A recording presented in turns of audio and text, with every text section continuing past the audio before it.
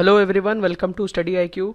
Today we will be talking about Baswan committee report. It deals with the reforms in the UPSC Civil Services Examinations, and there is a lot of doubt in the minds of the students. So StudyIQ has thought of bringing a separate video on this and what are the purpose of the Baswan committee, what it wants to recommend, what are its recommendations, whether it's good or bad, everything we'll be discussing today. Welcome, I am Rohit Das and I'll be giving you this, I'll be telling you something about this topic.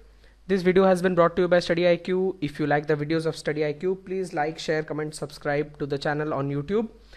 And if you want some videos on specific courses, please do write in the comments box. And if you have any suggestions, please do write in the comments box. So let's start. Here comes the main man of the committee, who is Mr. B.S. Baswan. He was the former HRD secretary and he is a retired IAS officer. The committee formed has academicians, technocrats and senior bureaucrats. Actually, you see, they are taking experts from all the fields so that the suggestions they would be making, they should be very practical in nature, so that no group in India, it does not feel let out. It should be free and fair for all.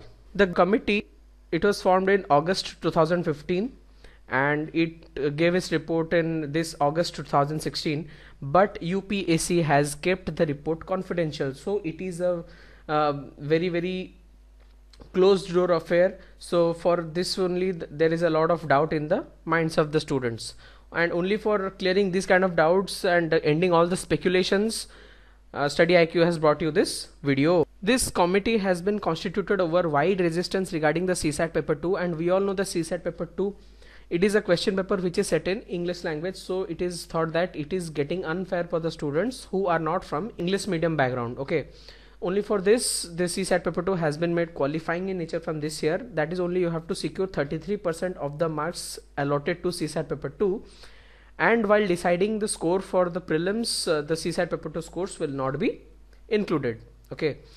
Secondly, committee has been formed to look into the various aspects and suggest necessary changes in this regard. Basically, what they want to do is they want to make the field equal for all the candidates, whichever background they are coming from.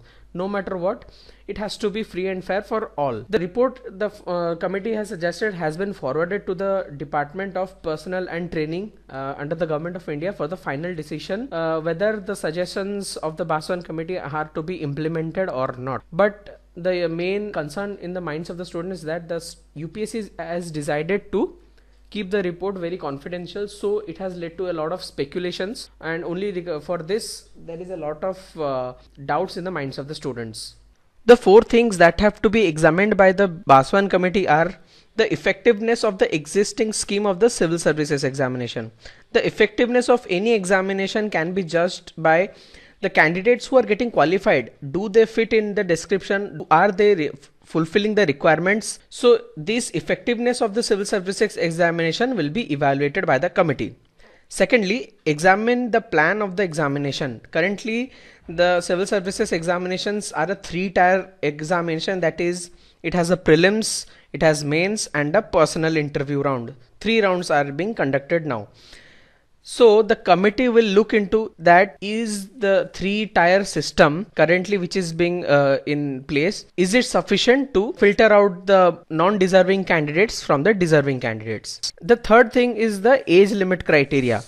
The maximum and minimum age limits have also to be examined by the Baswan committee. The maximum age limits, if they are suddenly decreased, I think it will have a lot of devastating effects for candidates who have been preparing for a long period of time, and candidates who have already reached up to their maximum age limit, and suddenly if you lower down the maximum age limit, obviously they will not be eligible. So it is not at all fair for people who have been preparing for this examination, they have spent a lot of years of their life in preparing for this very difficult examination, so it will not at all be fair for them. The second issue is the number of attempts which have been given to various categories. It will also be examined that whether this number of attempts are more than required, or this number of attempts which have been provided are not sufficient for a candidate to crack this examination.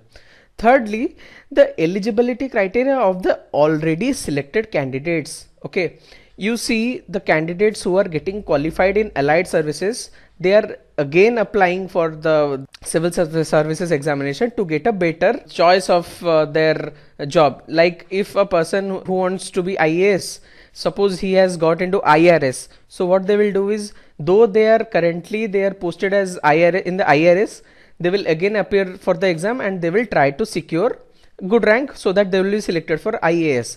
So what happens is, if a person is currently posted as IRS but he is not giving his full effort in his job and he is preparing for getting a better job, so he will not be able to perform efficiently and he will not be able to perform the level which is expected from him. Okay, so this thing has been highly debated, that whether the already selected candidates, what should be their eligibility criteria, whether they will be allowed to appear by remaining in the job or they will have to forego the job for sitting in the examination again. Lastly, the thing the committee has to decide upon is the mechanism for designing and periodically updating the syllabus. Obviously there's a huge syllabus and you can see that nowadays the questions are coming in a very analytical and opinion based questions. Okay, so it needs that the syllabus has to be periodically updated and new subjects have to be included and the older non-relevant ones have to be left. So this thing has also to be decided. It has been found that the main concern in the minds of the students now is that, first of all, it is regarding the upper age limit. I can assure you that without any official notification from UPSC, you should not be distracted from these rumors. Even if there is a reduction in the upper age limit, I can assure it that it will not be unfair for the students who are only having 1 or 2 chances left. It will be fair for all, and Baswan committee has only been formed to make this thing fair for every strata of students. Okay. The second main doubt in the minds of the students is regarding the optional paper.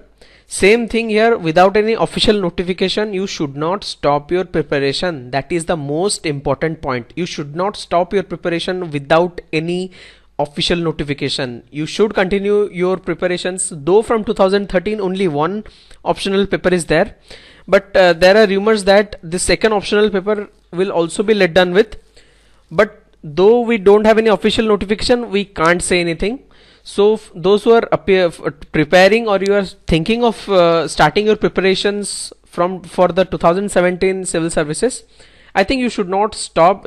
You should start your preparations, and even if the second optional paper also gets scrapped off, I think it will only enrich you. I think the things you will read, it will remain with you till the end. Okay, I don't think that you should read a subject only for the sake of giving examination. Even you don't appear, even if this optional paper also let done with, the knowledge you get, it will remain with you and it will enrich you. Okay, so you should not be distracted with all these rumors and all. You should concentrate on your studies. You should follow your daily routine. You should follow your study plan. Okay, and if there is any official notification, I think we will make a video on this. If there is any structural change in the civil services examination pattern or anything, we will make a video after the decision is taken by the government. A separate video will be there.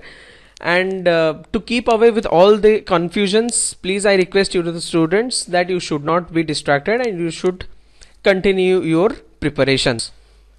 So this video was brought to you by StudyIQ. I hope I was able to clear some of your doubts, and even if you have some doubt, please feel free to write in the comment box. And if you like this video, please like, share, comment and subscribe to the channel on YouTube, and stay tuned for more awesome videos like this. Thank you.